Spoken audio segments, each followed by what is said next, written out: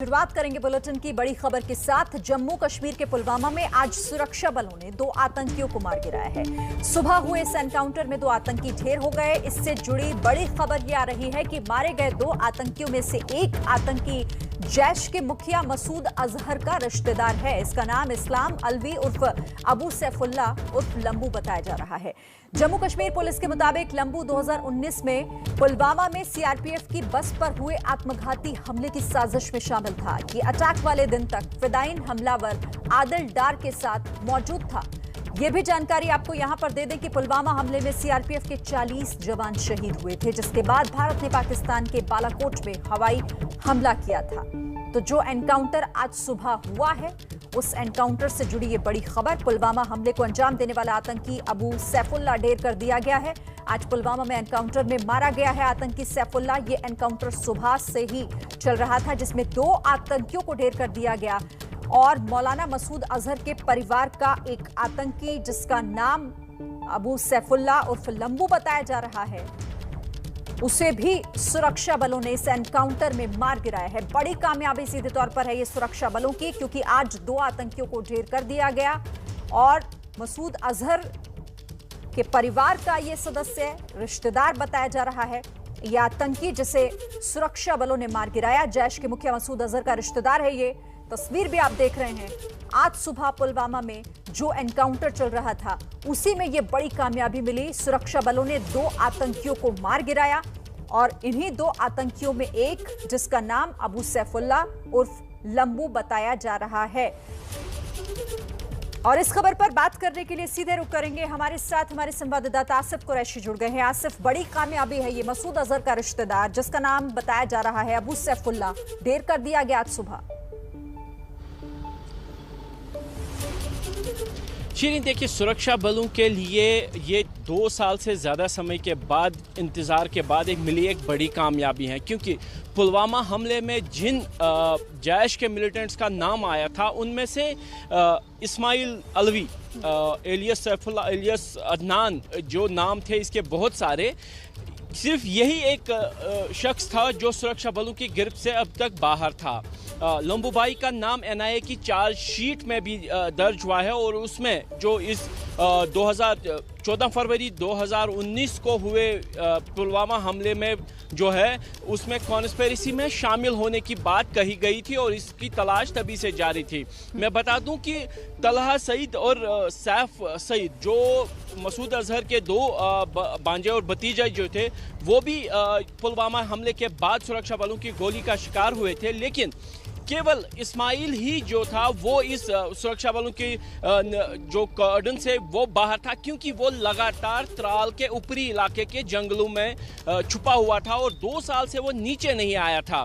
सुरक्षा बल लगातार इस पर नज़र रखे हुए थे और सुरक्षा बल इस बात का इंतज़ार कर रहे थे कि कब ऊपरी जंगली इलाके से ये नीचे आए और इसका एनकाउंटर किया जा सके। और आज लगता है सुरक्षा बलों का ये लंबा इंतजार खत्म हो गया और इस्माइल को मार गिराने में सुरक्षा बल कामयाब रहे। यानी पुलवामा हमले की साजिशकर्ताओं में जो आखिरी साजिशकर्ता बचा हुआ था, एनआईए के चार्जशीट में जो आखिरी नाम जिंदा बचा था, उसको भी मार गिराया गया है। इससे पहले गाजी मुजम्मिल और अन्य जो मिलिटेंट्स थे, उनको सुरक्षा बलों ने विभिन्न एनकाउंटर्स में मार गिराया था।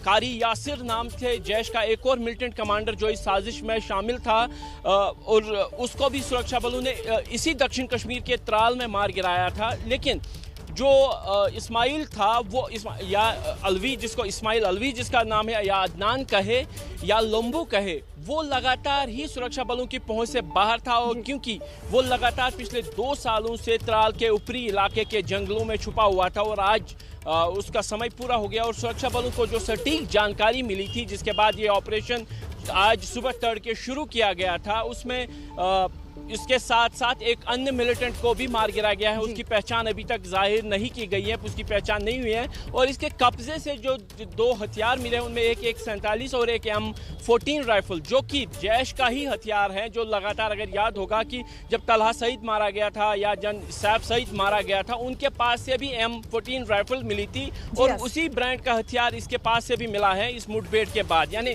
सुरक्षा बलों के लिए काफ़ी बड़ी कामयाबी की जो पुलवामा हमले के सभी रचयिता थे, जो साजिश करता थे, उन सभी को अब सुरक्षा बलों ने मार गिराया है।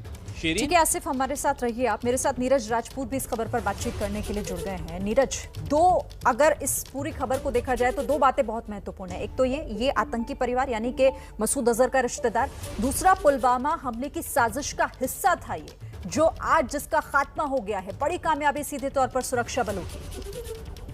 बिल्कुल शिरीन, काफी लंबे अरसे से पुलिस जो थी इसको ढूंढ रही थी और सिक्योरिटी एजेंसी, क्योंकि इसका नाम दरअसल ये इस्माइल नाम है इसका, और ये करीब 6.5 फीट की हाइट है इसकी, इसलिए इसको लंबू नाम दिया जाता था। और कई बार इसको बारे में जानकारी भी मिली थी। साउथ जो कश्मीर का इलाका है, त्राल जहाँ पर है, त्राल वाले इलाके में ये बहुत एक्टिव रहता था, जो कि पुलवामा के बेहद करीब है।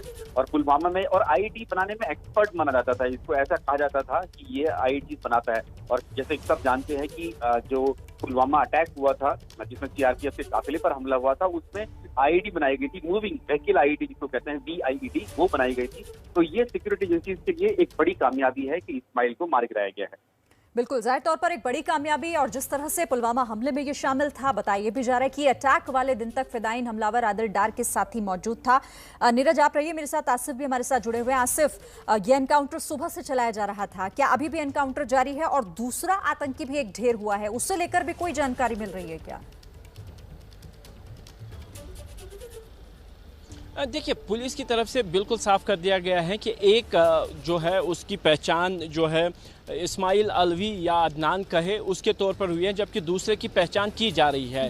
तलाशी अभियान अभी भी इन जंगलों में चलाया जा रहा है, लेकिन जो जानकारी उन सुरक्षा बलों को पास थी वो 2 से 3 मिलिटेंट्स के होने की थी, जिनमें कारी अदनान या अदनान इस्माइल कहे या इस्माइल अलवी कहे उसके होने की थी, जिसके बाद ही स्पेशल ऑपरेशन चलाया गया था, जिसमें 3 जिलों के पुलिस और सुरक्षा बलों के साथ सेना की टुकड़ियां भी शामिल थी, इस ऑपरेशन में शामिल रही। और काफ़ी ऊंचाई पर पहाड़ी जंगल के बीच में ये मुठभेड़ हुई और उन दोनों को सुरक्षा बलों ने मार गिराया। ले बता दूं कि काफ़ी बड़ी कामयाबी इसलिए से भी है क्योंकि यहाँ से सीधे का सीधा जैश का एक कमांड सेंटर चलता था, जहाँ से कम्युनिकेशन सरहद पार जैश के हेडक्वार्टर्स में होती रहती थी और इसका इंटरसेप्ट भी सुरक्षा बलों को मिलता था, लेकिन एग्जैक्ट लोकेशन नहीं मिल पा रहा था, जिसके चलते इतने लंबे समय से लंबू यानी इस्माइल अलवी को सुरक्षा बल ट्रैक नहीं कर पा रहे थे। लेकिन आज सुरक्षा बलों को सटीक जानकारी भी मिली थी। सटीक जानकारी के आधार पर खराब मौसम के बावजूद ये ऑपरेशन आज सुबह शुरू किया गया था और सुरक्षा बलों को इस्माइल को मारने में कामयाबी मिली है। शिरीन, नीरज, जैसा आप भी इस बात का जिक्र कर रहे थे, हाल ही के दिनों में जिस तरह से चाहे ड्रोन को लेकर घटनाएं सामने आई हो, आईईडी कई जगहों पर बरामद हुए, आज भी आईईडी को बरामद किया गया, उसके बाद निष्क्रिय किया गया। और अगर मैं इसकी बात करूं, सैफुल्ला उर्फ लंबू, और जैसा आप बता रहे थे कि कई नामों से जाना जाता है, ये भी आईईडी बनाने में एक्सपर्ट था और काफी समय से इसकी भी तलाश हो रही थी। बिल्कुल शिरीन, देखिए, क्योंकि अब जो कश्मीर में जो आतंकवाद है या आतंकी संगठन जो है वो काफी कमजोर पड़ गए हैं, क्योंकि जिस तरह से सुरक्षा बल लगातार इनके खिलाफ ऑपरेशन करते हैं, तो जो इनकी संख्या है, रिक्रूटमेंट है और जो ट्रेन जो टेररिस्ट हैं वो बेहद कम हो गए हैं। और आईईडीज बनाना या फिर ड्रोन के जरिए हमला करना, ये बहुत एक तरह से कह सकते हैं उसमें आपको जो ह्यूमन रिसोर्स है वो कम की जरूरत पड़ती है और उससे आप दूर से बैठकर उस पर अटैक कर सकते हैं। आपको जो आपकी आमने सामने की लड़ाई जो है सिक्योरिटी एजेंसी से या फिर जो सुरक्षा बलों से, वो नहीं हो पाती है। और इसीलिए अब जो आतंकी हैं वो इसी तरह से आईईडीज का इस्तेमाल ज्यादा करते हैं। और ये जो लंबू जो आतंकी मारा गया है, ये भी आईईडी बनाने में ही एक्सपर्ट था। इसको खास तौर से ये कहा जाता है कि इसको इन्फिल्ट्रेट कराया गया था कश्मीर में, और जो नए रिक्रूटमेंट हो रहे थे, नए टेररिस्ट जो बनाए जा रहे थे, उनको भी आईईडी बनाने में ये मदद करता था। ठीक है आसिफ, मुठभेड़ स्थल से बताया जा रहा है कि काफी हथियार, गोला बारूद भी बरामद हुआ है। और क्या एनकाउंटर अभी भी वहां पर सर्च ऑपरेशन चलाया जा रहा है? क्योंकि खबर ये भी आ रही थी कि कुछ और आतंकी भी हो सकते हैं उस एरिया में। देखिए, ऑपरेशन अभी भी चल रहा है। सुरक्षा बलों ने 2 शव बरामद कर लिए हैं। उनके पास से हथियार, गोला बारूद बरामद किया है, जिनमें एक AK-47 है, एक M14 राइफल है। इसके अलावा अन्य गोला बारूद भी बरामद किया है, जिनमें गोलियां, ग्रेनेड और अन्य सामान भी है। उनके पास से जो सैटेलाइट फ़ोन के मिलने की भी खबर है, हालांकि इसकी आधिकारिक पुष्टि अभी नहीं की जा रही है, लेकिन कुछ और सामान भी मिला है जिसका फॉरेंसिक एनालिसिस किया जा रहा है कि इनमें एक मोबाइल फ़ोन भी है और उसको भी जांच के लिए भेजा गया है, क्योंकि ये वो मोबाइल फ़ोन है शायद जिसको ट्रैक करते हुए सुरक्षा बल को आज अदनान तक पहुंचने में कामयाबी मिली थी।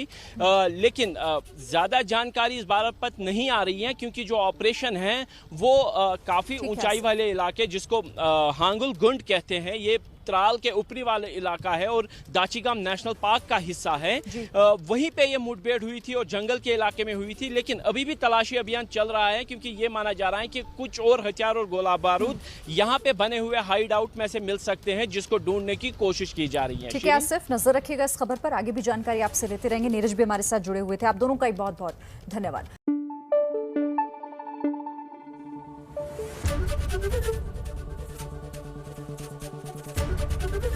ABP न्यूज आपको रखे आगे।